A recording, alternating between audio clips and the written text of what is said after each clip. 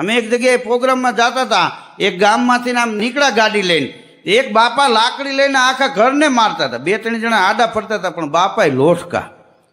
હા, તે લાકડી મૂકતા નહોતા. બોલો, તે અમે ગાડી ઊભી રાખીને હું દોડીને ગયો, મેં બાપાના હાથમાંથી લાકડી પકડી. મેં કીધું રેવા દ્યો. મને કે તમે તો ઓલા કલાકાર કે નહીં? કીધું હા. શું કામ બધાને મારો છો? મને કે મારવા પડે હું ભાઈ. હા, હું કાંઈ મને આનંદ આવી જાય ને આ લાકડી હમેરતો હોય. પણ મેં કીધું કારણ હું? મને કે કારણ કહીશ ને તો તમે મારશો આને, એના કરતાં હું ઘરનો તો ખરો. પણ મેં કીધું મારવાનું કારણ હું આખા ઘરને? પછી એને મને માંડીને વાત કરી. મને કે હું નાનો હતો ને ધીરુભાઈ, તો મારા બાપુજીને મોટા ભાઈને કે બે છાનું મુનો, તને ખબર ન પડે. તો કે હું છાનું મુનો થઈ જાય. તો કે હશે આપણને ખબર નહીં પડતી હોય.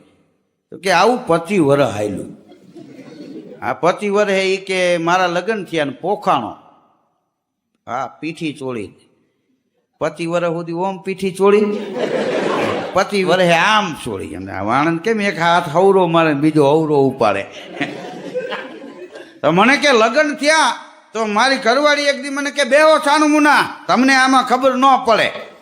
તો કે મને એમ થયું કે નકામું ઘર પાંગે, એના કરતાં હાલો નથી ખબર પડતી. મને કે તોય હું છાનું મુનું થઈ ગયો.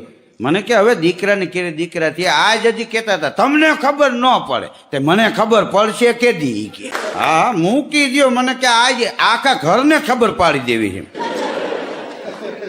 ત્યાં વળી બાપાના ભાઈ આવ્યા. મને કે હવે એ લીધી હઠ નહીં મૂકે, જીદે ચડી ગયા. જીદે.